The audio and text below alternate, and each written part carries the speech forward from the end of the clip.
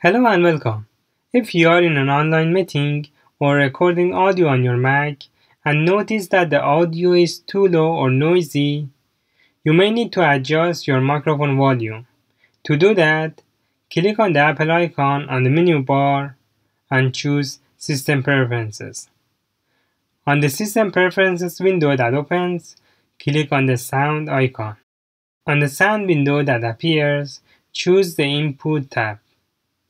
Under Select a device for sound input, choose your desired input device, whose volume you want to change. Now click and hold and move the input volume slider to the right to increase the volume or to the left to decrease the volume.